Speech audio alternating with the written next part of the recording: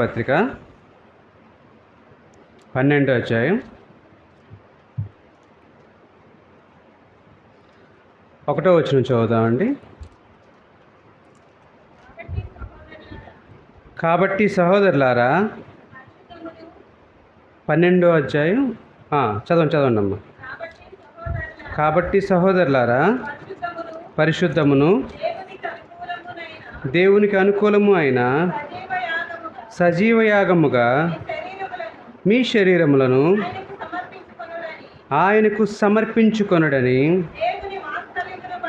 దేవుని వాత్సల్యమును బట్టి మిమ్మును బతిమాలుకొనుచున్నాను. ఇట్టి సేవ మీకు యుక్తమైనది. చదవబడిన మాట మీరు గమనించినట్లయితే కాబట్టి అనే ఒక వచనంతో ఆ యొక్క వాక్య భాగం మనకు ప్రారంభం అవుతుంది. కాబట్టి అని ఎప్పుడు అంటామండి? ఎప్పుడు అంటాం కాబట్టి అని? కాబట్టి అంటే ముందు ఒక సందర్భం లేదంటే ముందు ఒక విషయం గురించి మాట్లాడి ఆ మాట్లాడిన తర్వాత దానికి ఒక కంక్లూజన్ ఇస్తూ ఇవన్నిటి బట్టి ఇలా జరిగింది కాబట్టి అని చెప్తాం కదండి. అలాగే ఇక్కడ మనకి పౌలు గారు రాస్తున్న మాటలు ఏంటంట, కాబట్టి అంటూ రోమిలికి ఒక పత్రిక రాస్తూ ఆయన అంటున్న మాట కాబట్టి అంటే 1వ అధ్యాయం నుంచి 11వ అధ్యాయం వరకు పౌలు గారు ఏమని రాశారంటే, దేవుడు మన కోసం ఏం చేశాడు, దేవుడు మనల్ని ఎలా విడిపించాడు, దేవుడు మన కోసం చేసిన గొప్ప కార్యం ఏంటి, అసలు దేవుడు మనల్ని ఎలా ఏర్పరచుకున్నాడు, దేవుడు మనల్ని ఎలా విలువగా చూస్తున్నాడు, దేవుడు మనల్ని ఎందుకు విడిపించాడు అనే మాటలు అనేక విధంగా దేవుడు మన కోసం చేసిన కార్యక్రమాలనే ప్రస్తావించాడు. 1వ అధ్యాయం నుంచి 11వ అధ్యాయం వరకు. 12వ అధ్యాయం వచ్చినప్పటికీ ఇప్పుడు చెప్తున్న మాట ఏంటంటే, మనం దేవుని కోసం ఏం చేయాలి, what we are suppose to do for God, మనం దేవుని కోసం ఏం చేయాలి అనేది అక్కడ ప్రస్తావించబడింది. ఇప్పుడు చదవండి. కాబట్టి సహోదరులారా, పరిశుద్ధమును దేవునికి అనుకూలమైన సజీవయాగముగా ఈ శరీరములను ఆయనకు సమర్పించుకొనుడని దేవుని వాత్సల్యం బట్టి మిమ్మల్ని బతిమాలుకొంచున్నాను. ఇట్టి సేవ, ఎలాంటి సేవ అంట ఇది? దేవునికి మనం సమర్పించుకోవడం కూడా ఒక సేవ అంట. దేవునికి మనం ఏం చేసుకోవాలి? సమర్పించుకోవాలి. ఎలా సమర్పించుకోవాలి? సజీవ యాగంగా సమర్పించుకోవాలి. మనకి పాత నిబంధనలో మీకు అందరికీ తెలిసిన మాటలు కొన్ని గుర్తు చేస్తాను. వాక్యం తిప్పాల్సిన అవసరం లేదు, కానీ ఒక మాట చెప్తాను. అబ్రహాం ఎలాగ దేవుణ్ణి ఆరాధించాడు చెప్పండి? ఎలా ఆరాధించాడు? పూర్ణ మనసుతో ఆరాధించాడు. కానీ చూపించడానికి భౌతికంగా ఎలా ఆరాధించాడు ఆయన? కుమారుని అర్పించడం. జనరల్గా పాత నిబంధనలో దేవుడు చెప్తున్న మాట మనకి నిర్గమకాండం వచ్చేటప్పుడు, నిర్గమకాండంలో దేవుడు ఏం చెప్తున్నాడు మోషేతోని? మీరు ఇది గుర్తు చేసుకోవాలి. దేన్ని? పస్కా బలిని. పస్కా బలి ఏం చేయాలి? పస్కా బలి అంటే ఎలా చేస్తారు? దేవుని మందసం ఎదురు ఏం చేస్తాం? ఒక పశువును వధించి దాన్ని మొత్తం ఆ పశువు మొత్తాన్ని ఏం చేస్తాం? మందసం పెట్టి చనిపోయిన దాన్ని మనం ఏం చేస్తున్నాం? దేవునికి అర్పిస్తున్నాం. పాత నిబంధనలో దేవుడు మనం చేయమన్న మాట ఏంటంటే, ఒక పశువును మీరు చంపి మీ యొక్క పాపానికి ప్రాయశ్చిత్తంగా దహన బలిగా నాకు అర్పించాలి. అప్పటి వరకు దేవుడు ఈ మాట అంటే ఈ పౌలు భక్తులు మనకు రాస్తున్నంత వరకు మనకు అర్థమైంది ఏంటంటే, దేవునికి ఏదో మనం సమర్పించుకుంటే సరిపోతుందని. కానీ ఇక్కడ పౌలు భక్తుడు ఏమంటున్నాడంట, అదంతా పాత నిబంధన, అదంతా పాత పద్ధతి. పాత పద్ధతి ఏదంట? మీరు మీ యొక్క జంతువునో పక్షినో లేదంటే ఇంకదేనో మీరు ఏం చేయాలి? బలిగా అర్పించాలి. కానీ ఇప్పుడు పౌలు భక్తుడు ఇక్కడ ఏం చెప్తున్నాడంట? సజీవమైన యాగం కావాలంట. సజీవం అంటే ఏంటి? జీవించుచున్నది, ప్రాణంతో ఉన్నది. ప్రాణంతో ఉన్నదాన్ని బలి అలగిస్తామండి. కానీ దేవుడు ఏమంటున్నాడంట? సజీవ యాగాన్ని ఆయన లక్ష్య పెడతాడంట. ఇక్కడ పౌలు చాలా క్లియర్గా రాస్తున్న మాట ఏంటంటే, సజీవ యాగంగా మిమ్మల్ని మీరు సమర్పించుకోవాలి. అది కూడా ఒక సేవేనంట.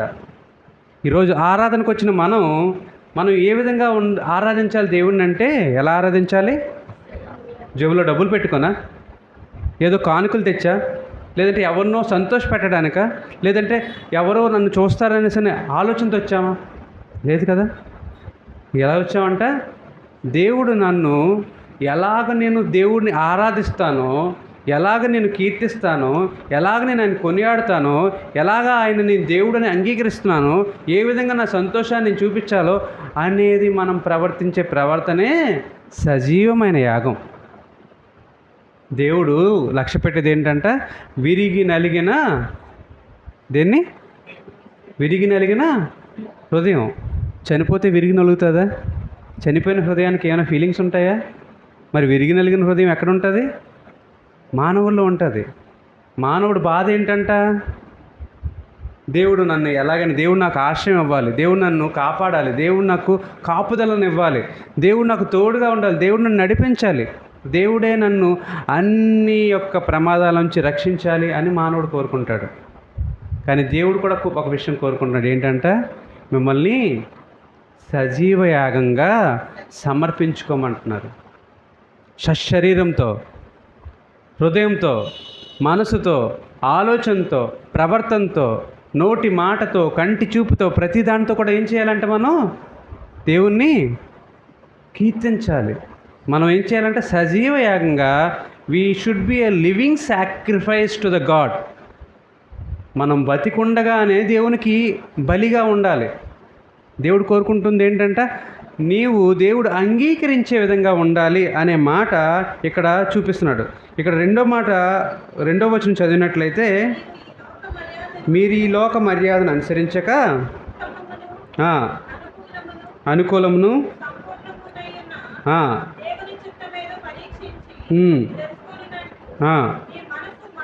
మీ మనస్సు మారి నూతన మగుట వలన. చాలమ్మా. ఈయన పౌలు భక్తుడు రాస్తున్నప్పుడు ఆయన ఒక స్టేట్మెంట్ ఇవ్వడం కాదు, కానీ దాని తర్వాత ఆ పనిని చేయాలంటే మనం ఎలా మారాలనే మాటలు కూడా ఆయన రాస్తాడు. ఆయన చాలా క్లియర్గా ఒక ప్రోటోకాల్, అంటే ఒక పద్ధతిని ఆయన మనకు నేర్పిస్తున్నాడు. ఆయన ముందు అంటున్న మాట ఏంటంట, మీరు దేవునికి ఒక సజీవ యాగంగా మారిపోవాలంటున్నాడు. కానీ మన వల్ల అది సాధ్యమా? డైరెక్షన్ లేకపోతే మన వల్ల సాధ్యమా? మనం లోకంలో ఉన్నాం, లోకంతో పాటు మన ఉనికి ఉంది, లోకంలో ఉన్న ప్రతి ఆచారాన్ని మనం తీసుకుంటున్నాం, లోకంలో ఎలా జీవించాలో తెలుసుకొని దానికి తగ్గట్టుగా జీవిస్తున్నాం. మనం ఏం చేస్తున్నామంట, మన ప్రవర్తనను లోకానికి తగ్గట్టుగా మనం మార్చుకుంటున్నాం, మన ఆలోచనని లోకానికి తగ్గట్టుగా మార్చుకుంటున్నాం. ఒక 10-15 సంవత్సరాల క్రితం ఉన్న ఆలోచనలు ఇప్పుడు లేవు. ఒక 50 సంవత్సరాల క్రితం ఉన్న పద్ధతులు ఇప్పుడు లేవు. ఒకప్పుడు రైస్ కావాలంటే ఏం చేసేవారు? బియ్యం కావాలంటే ఏం చేసేవారు? ఒక 50 సంవత్సరాల క్రితం వెళ్ళామనుకోండి, వాళ్ళే పండించుకొని, వాళ్ళే ధాన్యం తెచ్చుకొని, వాళ్ళే దంచుకొని, వాళ్ళే దాన్ని మరలా ఏం చేస్తారు, బాగు చేసుకొని పొట్టుతో తీసివేసి బియ్యం గింజలు తెచ్చుకొని వాళ్ళే దాన్ని వండుకొని తినేవారు. మరి ఈరోజు మనం ఏం చేస్తున్నాం? మనకు తెలుసా బియ్యం ఎలా వస్తుందో? మన తర్వాత తెలుసా బియ్యం ఎలా వస్తుందో? Everything is readymade. షాప్కి వెళ్తే దొరుకుతుంది. ఎలా చేస్తారు, ఏంటి ప్రాసెస్, ఎలా సంపాదిస్తాం తెలియదు. మనం ఏం చేస్తున్నాం? మనం దాన్ని తగ్గట్టుగా మనం మారిపోయామా? మనం ఎవరైనా ఇప్పుడు వెళ్ళినా వరి పండిస్తున్నామా? మనం ఎవరైనా పోనీ దంచుతున్నామా? పోనీ మనం ఎవరైనా సరే, సింపుల్గా చెప్తాను, నా చిన్నప్పుడు ఒక 25 కేజీల బస్తా ఇంటికి వస్తే ఆడవాళ్ళు, ఇంట్లో ఉన్న ఆడవాళ్ళు, అమ్మ కానీ అక్క కానీ చెల్లి కానీ అనే ఆడవాళ్ళు ఎవరున్నా వాళ్ళు ఏం చేసేవారు చెప్పండి? సెరగడం ఒకటి, రెండో దానిలో రాళ్ళు ఏరేవారు. ఇప్పుడు ఎవరు రాళ్ళు ఏరుతున్నారు చెప్పండి? ఇప్పుడు బియ్యంలో రాళ్ళు ఎవరు ఏరుతున్నారు చెప్పండి? ఎవరైనా రాళ్ళు చూసారు ఎప్పుడైనా? అంటే మారిపోతుంది, తరం మారిపోతుంది, పద్ధతులు మారిపోతున్నాయి. ఆ పద్ధతులు తగ్గట్టుగా మనం మారిపోతున్నాం. అప్పట్లో రాళ్ళు, నల్లరాళ్ళు, కొబ్బరి రాళ్ళు, ఏవేవో రాళ్ళు ఉండేవి, అన్నీ తీసి పక్కన పడేసి చక్కగా బియ్యం తీసుకొని వండుకునేవాళ్ళు. ఇప్పుడు పద్ధతులు మారిపోయాయి, టైం వేస్ట్ చేయడం లేదు. మిషనే మనకు అన్నీ ఏం చేస్తుంది, చక్కగా శుభ్రపరిచిన బియ్యాన్ని ఇస్తుంది. మనం మారిపోతున్నాం. ఒకప్పుడు ఫోన్లు లేవు, ఇప్పుడు ఫోనే జీవితం అయిపోయింది. ఒకప్పుడు ఎవరితోనైనా ఒక కబురు చెప్పాలంటే ఏం చేసేవాళ్ళు? రోజులు పట్టేది. ఒకవేళ ఏదైనా అత్యవసరమైన పద్ధతి అంటే టెలిగ్రామ్ తప్పితే వేరే, ఆ టెలిగ్రామ్ కూడా కనిపెట్టక ముందు మనుషులు వెళ్ళి చెప్తే కానీ కబురు వచ్చేది కదా. ఇప్పుడు ఎక్కడో అమెరికాలో ఉన్నా, ఇంకెక్కడో పాకిస్తాన్లో ఉన్నా ఏంటంట సమాచారం ఎంత సెకండ్లో వెళ్ళిపోతుంది. We are moulding our cells. మనము మన యొక్క జీవితాన్ని ఎలా మార్చుకుంటున్నామంటే మన అవసరాలు బట్టి మనం మారిపోతున్నాం. కానీ ఇక్కడ పౌలు చెప్తున్న మాట ఏంటంట, ఈ లోక మర్యాదను అనుసరించద్దు. పద్ధతి ఉంది, ప్రతిదానికి పద్ధతి ఉంది. కానీ ఇక్కడ దేవుడు చెప్తున్న మాట ఏంటంట, మీరు సజీవ యాగంగా ఉండడం దేవునికి ఇష్టం. దేవుడు కోరుకుంటుంది ఏంటంటే మిమ్మల్ని మీరుగా దేవునికి అర్పించుకోవాలి. నిజమైన ఆరాధన ఏంటంట, not about money, not about your thoughts, not about your gold, not about your silver. మీరిచ్చే ఎలాంటి బంగారం కానీ, డబ్బు కానీ, మీ యొక్క ఆలోచనలు కానీ, అవన్నీ దేవునికి అనవసరం. దేవుడు కావాలంటే సమృద్ధిని ఆయన సృష్టించుకోగలడు. ఈ డోంట్ నీడ్ ఎనీథింగ్. ఆయనకి ఏం అవసరం లేదు.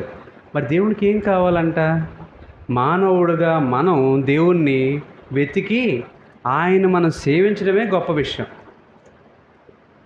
దేవుడు ఆదాముని సృష్టించినప్పుడు ఏమన్నాడు? నేను ప్రతిరోజు వస్తాను బాబు, ప్రతిరోజు నీతో మాట్లాడతాను, నువ్వు నీ పని అంతా చేసుకో. I will come in the evening. నేను సాయంత్రం వస్తాను, వచ్చి నేను ఏం చేస్తాను, నీతో మాట్లాడతాను, నీతో సమయాన్ని నేను స్పెండ్ చేస్తాను. కానీ ఆదాం ఏం చేశాడు చెప్పండి? ఈ లోకంలో ఉన్న ఆశ ఆదాం ఏం చేసింది? లోకం వైపు చూసేటట్లు చేసింది. ఏదో చిన్న ఆశ, ఏదో చిన్న ప్రలోభం ఆయన ఏం చేసింది? లోకం వైపు చూసేటట్లు చేసింది. ఆ యొక్క ప్రలోభం ఏమైందంట, దేవుడు అంగీకరించిన విధంగా మారిపోయింది. కాబట్టి దేవుడు ఏం చేశాడు? ఆ తోటలో నుంచి అవ్వను ఆదామును బయటికి పంపించేశాడు. ఈరోజు మీరు గమనించాల్సిన విషయం చూసినట్లయితే, రెండో మాట, దేవుని మనం ఎలాగ అనుసరించాలి అంటే ఈ లోక మర్యాదను అనుసరించకూడదు. ఉత్తమమును, అనుకూలమును, సంపూర్ణమైన దేవుని చిత్తం మీద పరీక్షించి దాన్ని తెలుసుకున్నట్లు మీ మనస్సు మారి నూతన ఒకటి వల్ల రూపాంతరం చెందాలి. మీకు అందరికీ తెలిసిన వ్యక్తి గురించి చెప్తాను. బైబిల్లో రెఫరెన్స్ తీయాల్సిన అవసరం లేదు. మోషే తెలుసు కదండి మీకు అందరికీ. మోషే ఎక్కడ పుట్టాడు? ఎక్కడ పెరిగాడు? రాజగృహంలో పెరిగాడు. మనకి హెబ్రీ రాసిన ప్రతి 11వ అధ్యాయంలో ఉంటుంది. ఆయన రాజగృహంలో పెరిగాడు, రాజకుమారుడిగా పెరిగాడు. ఆయన అన్నిటినీ అనుభవించే యొక్క పొజిషన్లో ఉన్నాడు. కానీ దేవుడు పిలిచినప్పుడు మోషే దగ్గర ఏముంది చెప్పండి? హోరేబు కొండ మీద దేవుడు ఆ యొక్క పద ద్వారా మాట్లాడుతున్నప్పుడు ఆయన దగ్గర ఉన్నది ఏంటంటే ఒక కర్ర ఉంది. ఒక కర్ర ఉంది. కానీ దేవుని మాటకు ఆయన మాటకి ఆయన విధేయత చూపించిన వెంటనే ఆ కర్రతోనే ఆయన అనేక కార్యాలు చేసినట్లు మనం గమనించగలం. మోషే రూపాంతరం చెందడానికి కారణం ఏంటో తెలుసా? ఆయన గతాన్ని ఆయన ఎప్పుడు గుర్తు చేసుకోలే. నేను రాజకుమారుడిని కదా, నేను రాజుగా పెరిగాను కదా, నాకు అన్నీ తెలుసు కదా అనే ఆలోచనలో లేదు. ఆయన ఏం చేశాడంటే ఉత్తమమైనది కనిపించగానే ఆ ఉత్తమమైన దాన్ని ఎంచుకొని ఆయన మాట్లాడిన మాట ద్వారా ఆయన ప్రభావితం చెంది ఆయన ఒక సాధారణమైన ఒక కర్రను పట్టుకొని అసాధారణమైన పనులు చేయగలిగాడు. గమనించాలి. ఇక్కడ మీరు గమనించినట్లయితే మనం ఏమవ్వాలంట? రూపాంతరం చెందాలి, నూతనం అవ్వాలి. ఆ నూతనం అవ్వడానికి మనం దేనిని ఆశ్రయించకూడదంట? ఈ లోక మర్యాదను ఆశ్రయించకూడదు. జనరల్ మనం ఏం చేస్తామండి? మనం ఫేమస్ అవ్వాలంటే ఏం చేస్తాం? ఫేమస్ అవ్వాలంటే చెప్పాలి. ఫేమస్ అవ్వాలంటే ఇప్పుడు మీలో ఎంతమందికి యూట్యూబర్స్ తెలుసు చెప్పండి? యూట్యూబర్స్ ఇప్పుడు డబ్బులు సంపాదిస్తున్నారు కదా, ఇన్స్టాగ్రాములు, యూట్యూబ్స్ ద్వారా డబ్బులు సంపాదిస్తున్నారు కదా. వాళ్ళు చేసేది ఏంటి? ఏం చేస్తున్నారు? వాళ్ళు వ్యూస్ కోసం ఏం చేస్తున్నారు? ఈ ప్రజల్ని ఎలా ఆకర్షిస్తే మనకి వ్యూస్ పెరుగుతాయి, ప్రజల్ని ఎలా ఆకర్షిస్తే మనకి సబ్స్క్రైబర్స్ పెరుగుతారు అంటే వాళ్ళు ఏం చేస్తున్నారంట, ఈ లోకంలో ఉన్న దాన్నే వాళ్ళు మనకి ఏం నచ్చుతుందో దాన్ని పట్టుకొని వాళ్ళు మన మీద అది పంప్ చేస్తున్నారు, మనల్ని దానికి అట్రాక్ట్ చేస్తున్నారు. So they are getting famous. మనం దేవుణ్ణి నమ్ముకుంటే మనం ఫేమస్ కాకపోవచ్చు, కానీ మనకి రావాల్సిన రివార్డ్ ఎక్కడుంది, ప్రతిఫలం ఎక్కడుంది? ఈ లోకంలో మనం ఏమీ సంపాదించుకోలేకపోవచ్చు, కానీ మన ప్రతిఫలం ఎక్కడ దాగుంది? పరలోకంలో ఉంది. కాబట్టి ఈ లోకంలో ఉన్న ఎలాంటి మర్యాదను, ఈ లోకంలో ఉన్న ఎలాంటి పనులను మనం ఆశ్రయించకూడదు. మనం నిజమైన ఆరాధన చేసేటప్పుడు, దేవుని ఆరాధించేటప్పుడు మనం మొట్టమొదటిగా జాగ్రత్త పడాల్సిన విషయం ఏంటంటే లోక మర్యాదను అనుసరించకూడదు. మరి ఏం చేయాలండి అంటే ఉత్తమమైనది ఏదో దాన్ని పట్టుకోవాలి. సో ఇక్కడ పౌలు భక్తుడు ఏం చెప్తున్నాడంటే 11 అధ్యాయాల్లో ఆయన చేసిన ఉత్తమమైన పనులన్నీ చెప్తూ, ఇప్పుడు ఇన్ని మంచి పనులు చేశాడు కదా ఈయన, ఇంత గొప్పగా నిన్ను కాపాడాడు కదా, ఇంత గొప్పగా నిన్ను రక్షించాడు కదా. ఒకసారి చూద్దాం, రోమిలికి రాసిన పత్రికలోనే 5వ అధ్యాయం 8వ వచనం చూద్దామండి.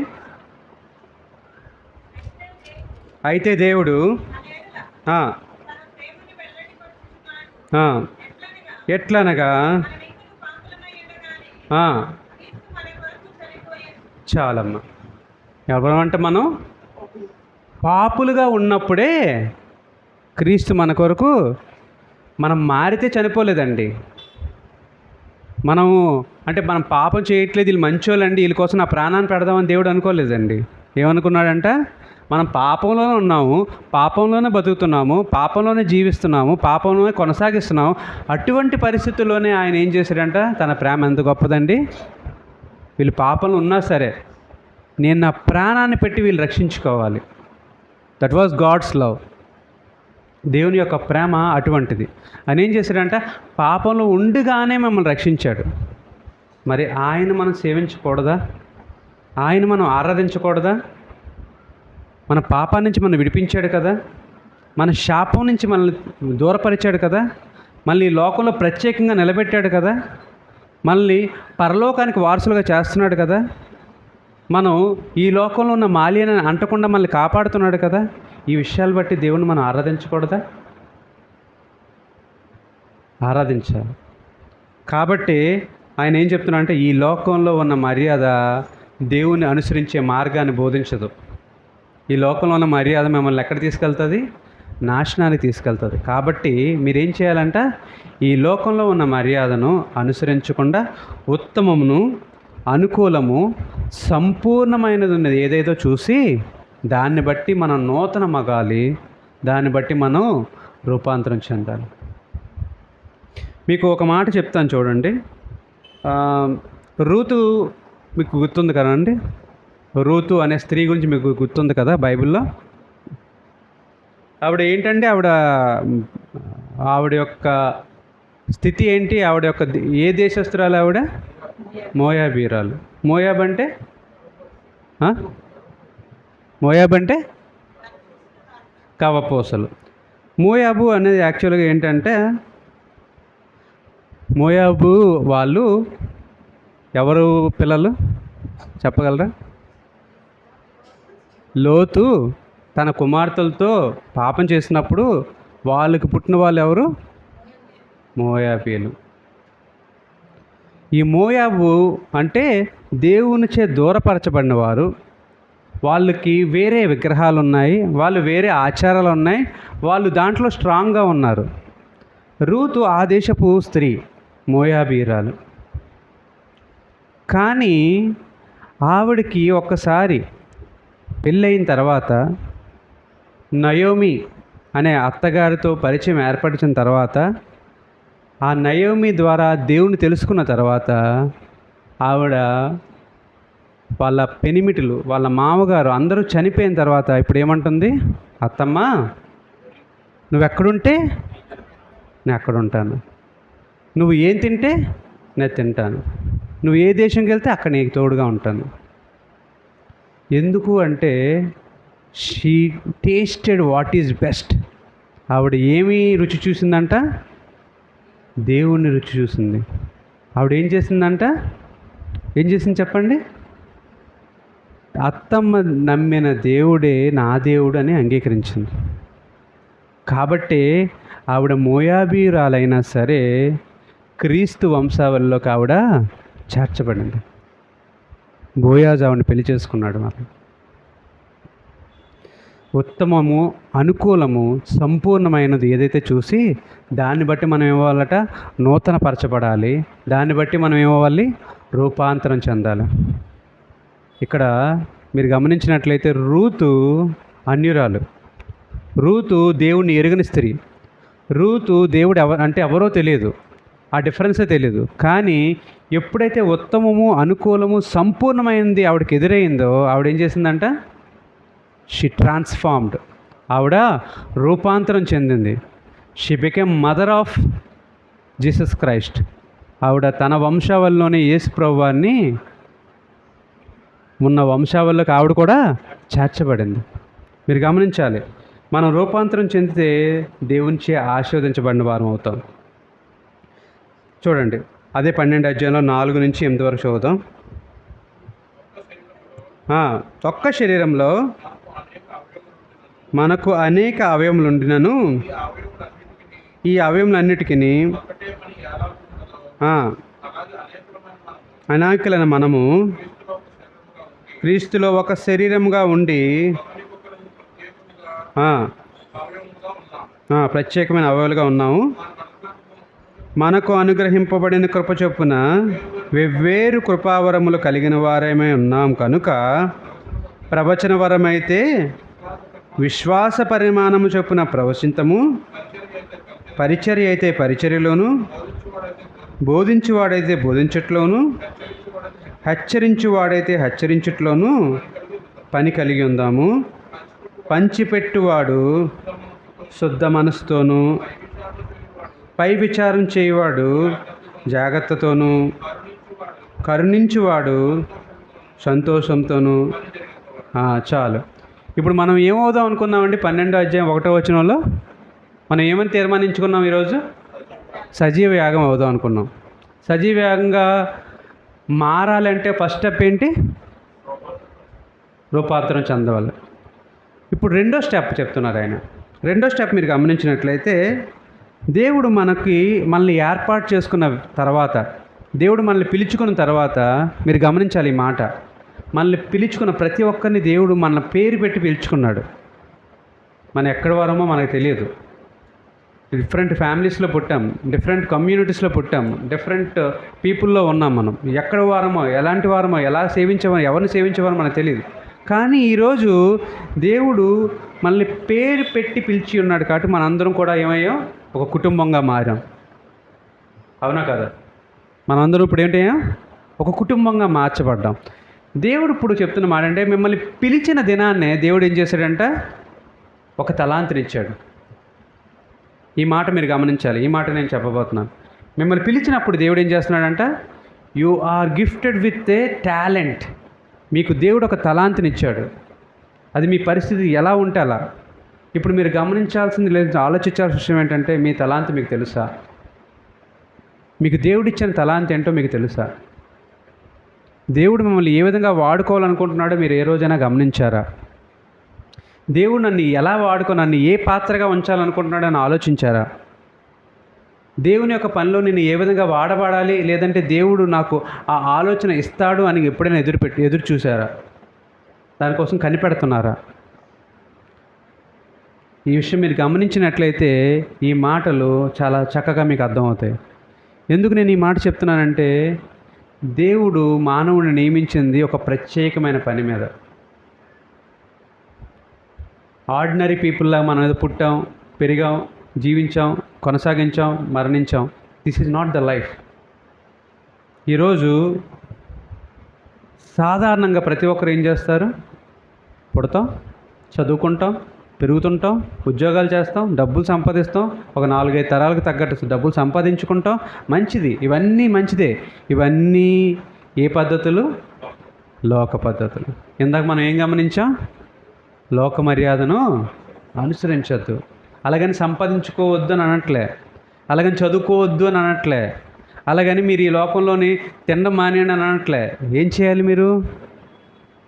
ఈ లోకంలో మీకు ఏం కావాలో దేవుడు అనుగ్రహిస్తాడు, దాన్ని బట్టి మీరు జీవిస్తారు. కాకపోతే you have another extra burden.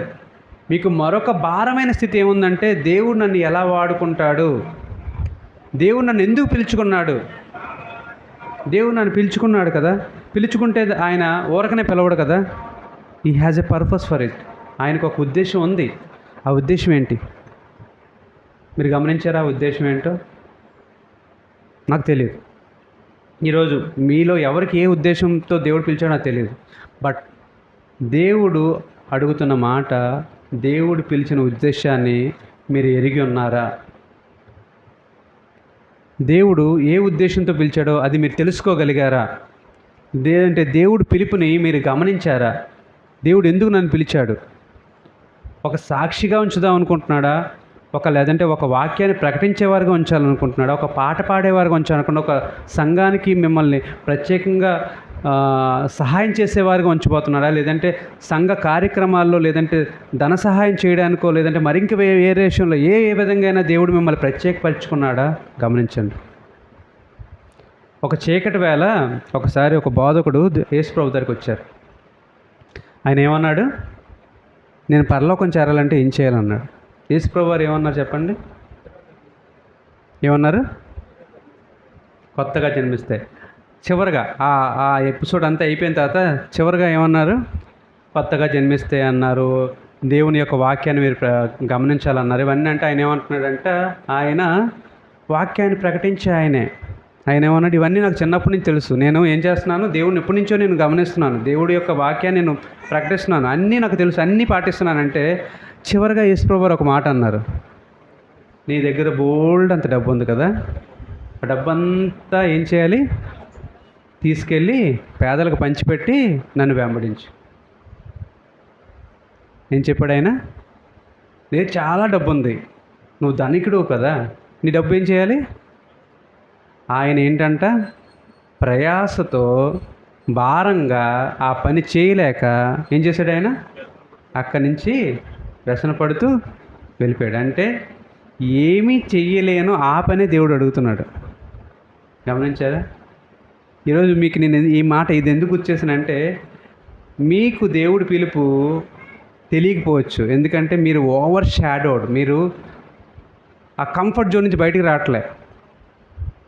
మీరేం ఆలోచిస్తున్నారంటే, దేవుడు నన్ను ఇక్కడే ఉంచుతాడు, ఈ పనే చేయమంటున్నాడు అని అనుకుంటారు. కానీ దేవుడు అక్కడ ఆయనతో మాట్లాడుతున్న, ఒక ధనికుడితో మాట్లాడుతున్న మాట ఏంటంటే, ఈ డబ్బు ముందు పనిచేస్తే అప్పుడు నీకు ఇంక దేని మీద ఆలోచన ఉండదు. దేని మీద ఆలోచన ఉంటుంది? అప్పుడు దేవుడి మీదే ఆలోచన ఉంటుంది.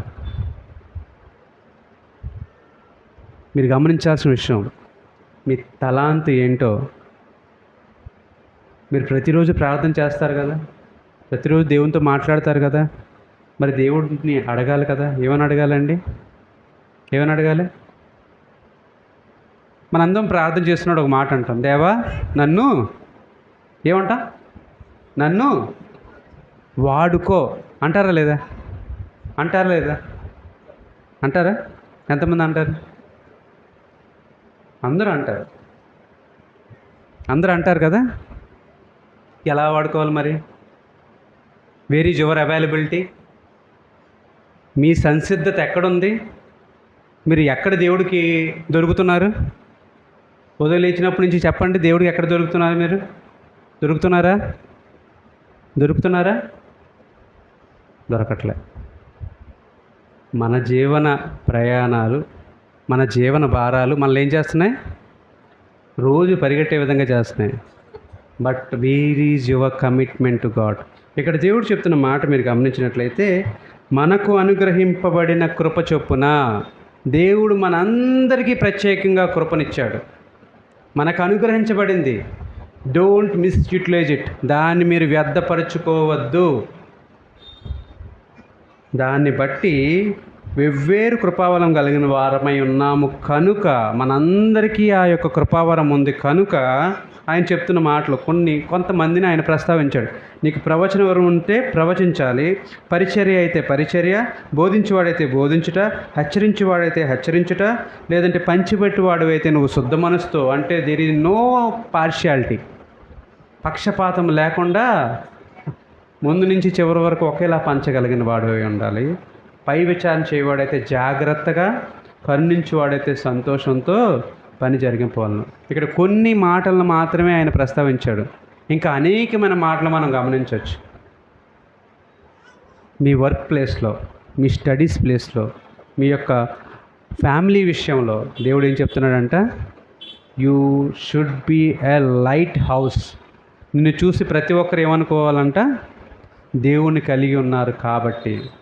నిజమైన ఆరాధనకి రెండవ సాక్ష్యం ఏంటంట? నువ్వే. ఎవరు సాక్ష్యం? మనం ఆరాధించడానికి వస్తాం, కానీ సాయంత్రం కాలం ఇక్కడి నుంచి వెళ్ళిపోయిన తర్వాత రేపటి నుంచి మనం క్రిస్టియన్ అనే మాట మనం చెప్తే కానీ ఎవరికి తెలియదు. We are losing our testimonies. మన సాక్ష్యాలు మనం పోగొట్టుకుంటున్నాం. దేవుడు ఈరోజు చెప్తున్న మాట ఏంటంటే, ఒక్కసారి మీకు అందరికీ కూడా నేను ప్రత్యేకంగా విన్నవించుకుంటున్న మాట ఏంటంటే, దేవుడు మీకు ఇచ్చిన తలాంతుని గమనించండి. నో మ్యాటర్ వాట్, అది ఎంత పెద్దదవ్వచ్చు చిన్నదవ్వచ్చు, దేవుడు ఒకవేళ మీకు చక్కని కృపావరం ఇచ్చినప్పుడు దాన్ని వాడుకోపోతే మీరు తప్పు చేసిన వారు అవుతారు. లేని ఎడల దేవుని చేత ఆశీర్వదించబడిన వాళ్ళు అవుతారు. కాబట్టి గమనించండి, మీరు తప్పనిసరిగా మీకు దేవుడు ఇచ్చిన తలాంత్ ఏదో దాన్ని మీరు గమనించాలని దేవుని పేట మీకు అందరికీ విన్నపం చేసుకున్నాను. చివరి మాట చెప్తాను, ముగించేద్దామండి. 11వ వచనం. ఆసక్తి విషయంలో మాంద్యులు కాక. చాలమ్మా. మీకు ఇంతకుముందు కూడా ఎప్పుడు నాకు ఆయనే గుర్తుకొస్తాడు, ఎలీషాయే గుర్తుకొస్తాడు. ఎందుకంటే ఎలీషాలో ఆ పౌరుషం ఉంది, ఆ రోషం ఉంది. ఆయన ఏమన్నాడు ఏలియాతో? I want double anointing. నీ మీద ఎంతటి అభిషేకం ఉందో దానికన్నా రెండింతల అభిషేకం నాకు కావాలి. ఇక్కడ 11వ వచనం మీరు చదివినప్పుడు, ఆసక్తి విషయంలో మాంద్యులు కాక ఆత్మయందు తీవ్రత కలవారే ప్రభువును సేవించుడి. మనం ఈరోజు గమనిస్తున్న విషయం ఏంటి అసలు మన టాపిక్ అండి?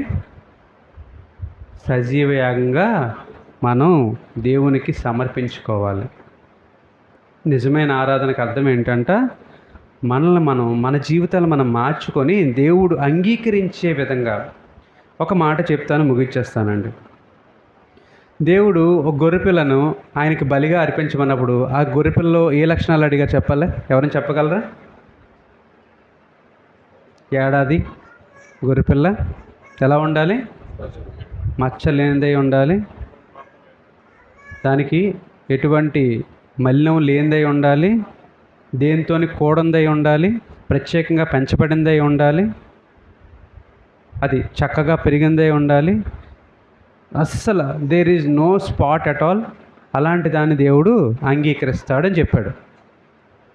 ఈరోజు ఇప్పుడేమంటున్నాము? సజీవ వేగంగా మనం సమర్పించుకోవాలి. సో ఇప్పుడు మనం ఏం చేయాలి చెప్పండి? మనలో ఎలాంటి లోపం ఉండకూడదు. శారీరక లోపం గురించి దేవుడు మాట్లాడలేదు. ఆత్మీయంగా మనలో ఎలాంటి లోపం ఉండకూడదు, ఎలాంటి డాగు ఉండకూడదు. మన ఆలోచనలో కానీ, చూపులో కానీ, మాటలో కానీ, ప్రవర్తనలో కానీ, మన యొక్క ఆలోచన అంటే మన యొక్క మన జస్ట్ థింకింగ్లో కానీ, ఏ విషయంలో కానీ మనం ఏమవ్వకూడదంట? మలినం అవ్వకుండా దేవుని యొక్క పనిలోనే మనం భాగస్థులుగా మారడానికి మనం సజీవంగా అర్పించుకోవాలి. దానికి ఏం చేయాలి అంటే, మన ఆసక్తిని మనం కోల్పోకూడదు. We should not lose our interest. మన ఆసక్తిని మనం కోల్పోకూడదు. మీరు గమనించండి, ఒక మాట చెప్తాను. చిన్నపిల్లలకు చాలా ప్రాముఖ్యంగా ఒక 10 సంవత్సరాలు ఏజ్ వరకు అయితే బర్త్డే డేట్ వస్తే ఏం చేస్తారు పిల్లలు చెప్పండి? బర్త్డే ఇంకొక 10 రోజులు ఉందనుకోండి, ఎలా ఉంటుంది వాళ్ళ ఇంట్రెస్ట్ చెప్పండి? ఎలా ఉంటుంది? ఇంట్లోని కేక్ గురించి, బట్టల నుంచి ప్రతి దానికి ఏం చేస్తుంటారు? ఆ 10 రోజులు మాట్లాడుతూనే ఉంటారు. Because they are so concern about the date. వాళ్ళు 30 ఇయర్స్కి వచ్చిన తర్వాత వాళ్ళు ఇంట్రెస్ట్ ఉంటుందా చెప్పండి? Do they have it? వాళ్ళకైనా అలాంటి ఇంట్రెస్ట్ ఉంటుందా? 40 సంవత్సరాలు వచ్చాక, 50 సంవత్సరాలు వచ్చిన తర్వాత, 60 వచ్చాక బర్త్డే మర్చిపోతాను. ఆహా, ఓహో. మీరు గమనించాలి, దేవుని యొక్క ఆసక్తి మనకు ఎప్పుడు ఉంటుందంట? దేవుణ్ణి నమ్మిన రోజు, బాప్తీసం తీసుకున్న రోజు, దేవుళ్ళకి వచ్చిన కొత్తలో ఆసక్తి ఎలా ఉంటుంది? అందరికన్నా ముందు చర్చికి వచ్చేస్తాం, అందరికన్నా చక్కగా వాక్యాన్ని నేర్చుకుంటాం, పాటలు ఎక్కువ పాడుతాం, ప్రార్థన ఎక్కువ చేస్తాం. తర్వాత అందరినీ దేవుళ్ళు మనం ఏం చేస్తామంట? మోటివేట్ చేయడానికి ప్రయత్నిస్తాం. మరి ఆ సీనియారిటీ పెరిగే కొలది ఏమవుతుందో చెప్పండి? సీనియారిటీ పెరుగుతుంది. దేవుళ్ళు క్రిస్టియన్ అయిపోయి సీనియారిటీ పెరుగుతుంది. 10 సంవత్సరాలు, 15 సంవత్సరాలు, 20 సంవత్సరాలు అయిపోయిన తర్వాత ఏమవుతున్నారు చెప్పండి? ఇప్పుడు చెప్తున్న మాట పౌలు భక్తుడు, ఆసక్తి విషయంలో మాంజులు కాక, దేవుని పట్ల ఉన్న ఇంట్రెస్ట్లో don't fall down, don't get down. అది ఎప్పుడు మీ పారమౌంట్, మీ హయ్యెస్ట్ పీక్ ఏంటంట? దేవుని మీద ఉన్న ఇంట్రెస్ట్, దేవుని మీద ఆలోచన, దేవుడు కావాలన్న కోరిక, అది ఎప్పుడు కూడా పోకూడదు, అది అలాగే ఉండాలి. That should be highest. అది ఎప్పుడు ఉండాలి. ఎప్పుడు దేవుడు దేవుడు దేవుడు అని మాట్లాడుతాను పిచ్చోళ్ళు అనుకోని నేను లోకం పర్వాలేదు. కానీ దేవుడు వాక్యం ఏం చెప్తుందంట? ఆసక్తి విషయంలో మాంజులు కాక ఏం చేయాలి? ఆత్మయందు తీవ్రత గలవారే దేవుణ్ణి. మనందరికీ తెలిసిన మాట, దేవుణ్ణి ఎలా సేవించాలంట? ఎలా సేవించాలి? ఆత్మతోనూ సత్యంతోనూ. దేవుణ్ణి ఆరాధించడానికి వేరే పద్ధతులు ఏమి అవసరం లేదు, గుళ్ళు ఏమి అవసరం లేదు, కాస్ట్లీ గిఫ్ట్స్ ఏమి అవసరం లేదు, కొన్ని సాంప్రదాయ పరిస్థితులు కూడా అవసరం లేదు. దేవుడు అడుగుతున్న మాట ఏంటంటే, మిమ్మల్ని మీరు సజీవంగా చేసుకోండి. మీరు ఎలా బతుకుతున్నారో, ఎలా జీవిస్తున్నారో ఆ జీవితాన్ని నాకు ఇవ్వండి. మనం పోయినసారి కూడా, లాస్ట్ టైం కూడా మనం కొంతమంది వ్యక్తులు మనం గుర్తు చేసుకున్నాం. అందుకే నేను మరలా అలా పదే అలా చెప్పాలని నాకు ఆశ లేదు. దావీదు ఆరాధించాడు, అబ్రహాం ఆరాధించాడు, మోషే ఆరాధించాడు, అందరూ ఆరాధించారు. మరి మన జీవితాన్ని మనం ఎందుకు అలా చేసుకోవట్లేదు? We have plenty of people in the Bible. మనకి ఈ బైబిల్లో అనేకమైన వ్యక్తులు ఉన్నారు, వాళ్ళ జీవితాలు మార్చుకున్నారు. ఈరోజు దేవుడు మాట్లాడుతున్న మాట చాలా సింపుల్గా 3 విషయాలు. ఒకటి, మీరు దేవుని సజీవంగా అర్పించుకోవాలి. దానికి మీరు చేయాల్సింది ఏంటంట? మీరు అన్ని ఆచారాలు కానీ ఈ లోక మర్యాదను కానీ పాటించొద్దు అంటున్నారు. రెండో మాట ఏం చెప్తున్నారండి? మీకు ఇచ్చిన దేవుని యొక్క తలాంతును గుర్తించమంటున్నారు. మూడో మాట ఏంటంటే, ఆసక్తులు ఎప్పుడు కూడా మాంజులు అవద్దు అంటున్నారు. మన ఈ 3 విషయాలు మనం గమనించినట్లయితే దేవుని ఆరాధించడంలో మనం ఎప్పుడు ముందే ఉంటాం. ఈ విషయాలు మనం గమనించలేని వాళ్ళం అయితే మనం చేసే ఆరాధన దేవునికి ఆమోయోగ్యం కాదేమో ఆలోచించాలి. దేవుడు మన వినికిల్లో ఈ వాక్యాన్ని దీవించును కాక.